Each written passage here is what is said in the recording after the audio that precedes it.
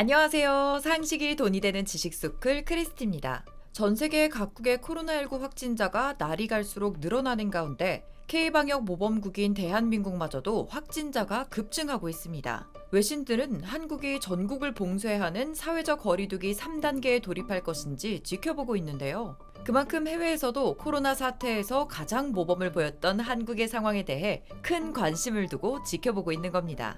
한편 해외 커뮤니티에서는 한국의 확진자 급증 현황은 자신들의 나라와 비교했을 때 세 발의 피일 뿐이라며 여전히 한국은 방역 모범국이 맞다고 인정하고 있습니다.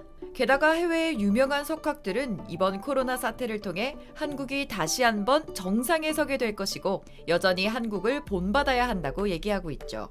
그중 미국 골드만삭스의 전 자산운용 회장이자 영국 재무부 차관 출신의 저명한 경제 전문가 짐 오닐은 코로나 사태로 전 세계 경제가 얼어붙었지만 한국은 봉쇄 없이 경제와 방역을 이뤄냈다고 극찬하며 특히 경제적인 측면에서 한국을 배워야 한다고 얘기하고 있는데요. 짐 오닐에 따르면 한국은 광범위한 기준에서 간단한 이유로 다른 나라들의 모델이 되었다고 합니다. 첫 번째 이유는 한국은 지난 40년 동안 1인당 국민소득을 선진국 수준으로 끌어올린 유일한 국가입니다. 1980년대 초반에는 아프리카 국가들 수준의 경제였으나 오늘날은 스페인만큼 부유한 국가가 되었다는 거죠. 그리고 두 번째 이유는 한국은 첨단 기술을 수용함으로써 더 큰 경제 성장을 이룩할 수 있었다는 겁니다. 짐 오닐이 골드만삭스의 수석 이코노미스트였을 때 180여 개국을 대상으로 지속 가능한 개발 지표 작성을 주관했는데 대부분 지표에서 한국은 상위 10위 안에 들었다고 합니다. 이외에도 첨단 기술 채택 및 확산 조치에서 특히나 높은 점수를 받았는데 심지어 미국보다도 높은 점수를 받았던 국가였다고 극찬하죠. 또 하버드대 석좌 교수 조지프 나이도 한국의 경제 성적 성장은 인상 깊은 성공 스토리이며 코로나19 대응에서도 모범을 보여줬다고 극찬했습니다.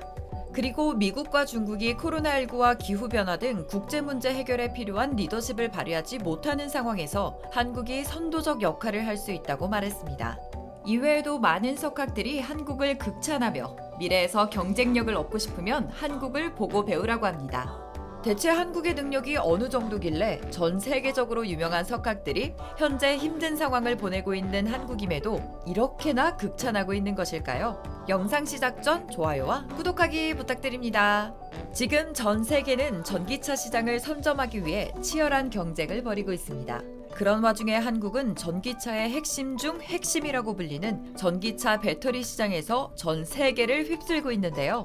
그래서 전기차 시장의 압도적 강자로 불리는 테슬라와 포르쉐도 한국 시장을 잡으려고 혈안이 되어 있습니다. 게다가 미국의 GM도 전기 수소차 같은 미래차에 집중하기 위해 한국에 24조를 투자했습니다.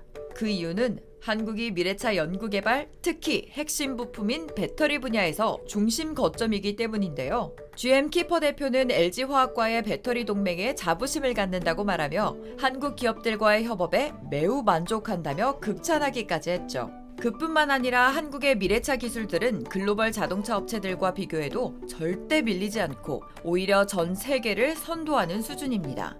실제로 현대기아는 세계 전기차 브랜드 판매량 탑5, 그중 순수 전기차 시장은 4위, 플러그인 하이브리드 전기차까지 포함하면 5위에 진입하면서 세계 전기차 부품부터 자동차까지 한국은 미래차 모든 분야에서 앞서가고 있습니다.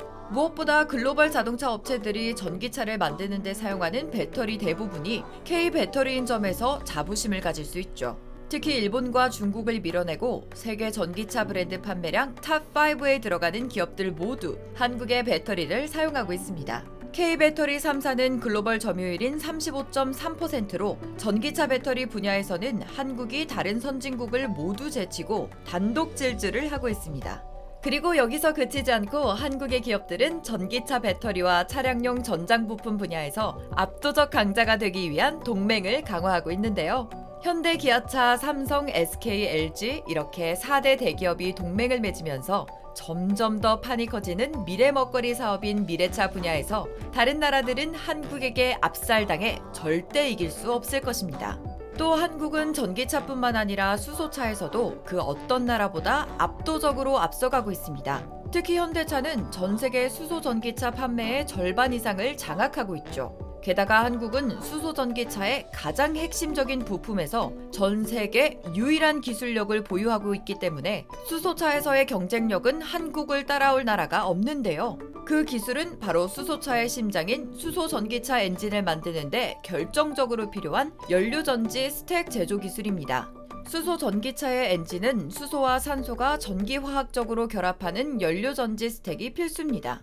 게다가 연료전지 스택은 자동차뿐만 아니라 발전용, 가정용, 항공용 등 수소 에너지를 사용하는 모든 곳의 필수품이기 때문에 연료전지 스택 기술이 높을수록 다양한 분야의 미래 수소 산업 시장까지도 선점할 가능성이 더욱 커지는 거죠. 문제는 이 연료전지 스택은 만들기 매우 어려워 전 세계적으로도 연료전지 스택을 만들어 상용화한 기업은 손에 꼽을 정도라는 겁니다. 하지만 그 손에 꼽는 기업들 중 연료전지 스택을 개발하고 상용화한 것뿐만 아니라 일관 생산 체제를 구축해 수소차의 심장인 수소 전기차 엔진을 만들 수 있는 전 세계 딱 하나밖에 없는 회사를 한국이 보유하고 있는데요. 그 회사가 바로 충청북도 충주에 있는 현대모비스 연료전지 스택 공장입니다. 연료전지 스택에서 가장 중요한 부품은 MEA입니다. 여기서 MEA는 분리막에 산소와 수소가 만나도록 하는 촉매를 바른 부품인데요. 마이크로미터 단위의 굉장히 얇은 막 위에 촉매를 고르게 펴바르는 기술이 필요한데 그 난이도가 굉장히 높습니다. 조금 더 바르거나 덜 발라도 또 어긋나게 발라도 연료전지는 제 기능을 할 수가 없습니다. 촉매를 얼마나 넣을지, 분리막 두께를 어떻게 할지 하나하나 설계하는 일도 굉장히 까다롭기 때문에 MEA부터 최종적인 연료전지 스택 모듈을 일관 공정을 통해 만드는 공장은 전 세계 한 곳밖에 없는 것이고 그것이 충주에 위치한 현대모비스입니다.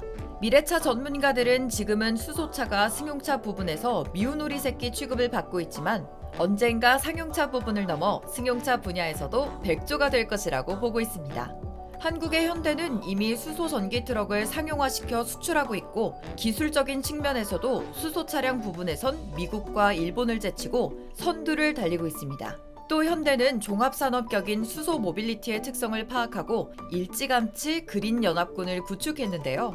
무려 22년 전인 1998년에 수소 전기차 사업에 손을 댄 현대차 그룹은 2013년 세계 최초로 수소 전기차 양산 체계를 구축했습니다. 이어 2018년에는 현존하는 수소 전기차 중 609km라는 최장 주행거리를 갖춘 넥소를 내놨죠.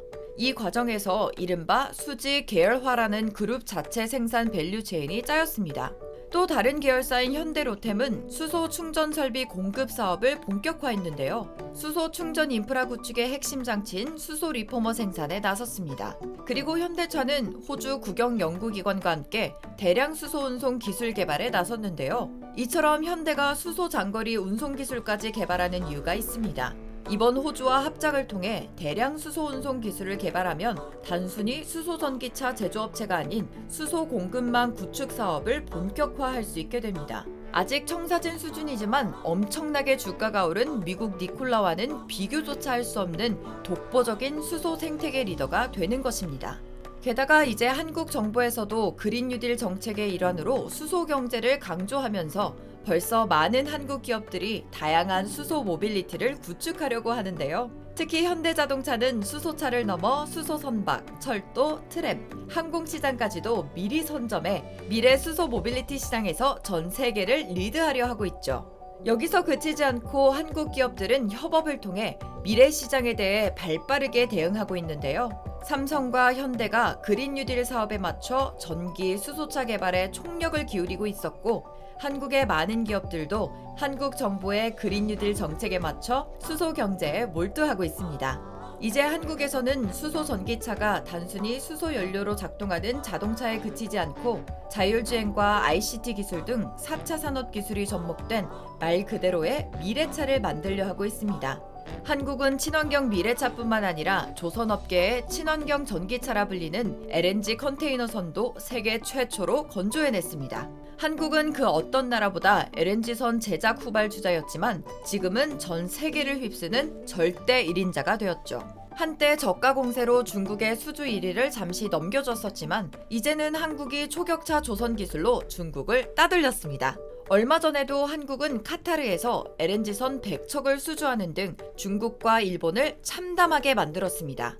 중국은 한국을 따라잡을 수 있다고 말하지만 현실은 한국보다 기술력이 한참 모자라 납기일도 제대로 못 맞추는 실정이죠. 결국 중국의 모습은 뱁새가 감히 황새를 따라가다 가랑이가 찢어진 꼴입니다. 그래서 전 세계 많은 나라들은 중국 배가 값싼 비지떡이라는 것을 깨닫고 역시 배 만드는 기술은 한국이라 칭송하고 있습니다.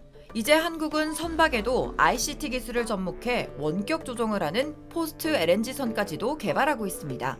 포스트 코로나 시대에 그린 뉴딜과 수소 경제가 중요해진 만큼 한국은 벌써 2040년 수소 산유국으로 도약하기 위한 준비를 하고 있습니다. 현재도 수소 차량은 도요타를 제치고 세계 시장에서 1위를 차지하고 있죠. 미래 비전도 차근차근 이뤄나가며 전기차, 수소차, 수소경제 등 친환경 에너지에서 세계를 선도하고 있습니다. 해외에서도 이런 한국의 그린 뉴딜과 수소경제를 위한 행보에 대해 극찬하고 있는데요. 특히 EU에서는 한국과 함께 그린 뉴딜의 방향성에 대해 한국과 상의하고 미래 자동차뿐만 아니라 전반적인 수소 관련 산업 분야에서도 협력을 강화하길 원한다고 합니다. 이렇게 한국의 수소 경제의 위상이 전 세계적으로 치솟고 있는 가운데 정세균 총리도 지난 7월 이제 한국은 남들이 가보지 않은 수소 경제에서 1등을 할 기회를 눈앞에 두고 있다며 한국이 포스트 코로나 시대에도 전 세계의 친환경 수소 경제를 이끌어갈 리더 국가가 될 수 있다는 포부를 보였습니다. 여러분도 포스트 코로나 시대에 한국이 첨단 4차 산업과 접목한 그린 뉴딜로 모델이 되어 전 세계 많은 나라들을 리드할 수 있다고 생각하시지 않나요?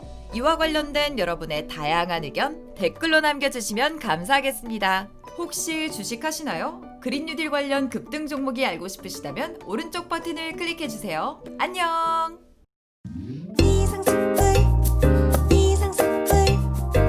주식을 모르면 이상스쿨 주식 모르니 이상스쿨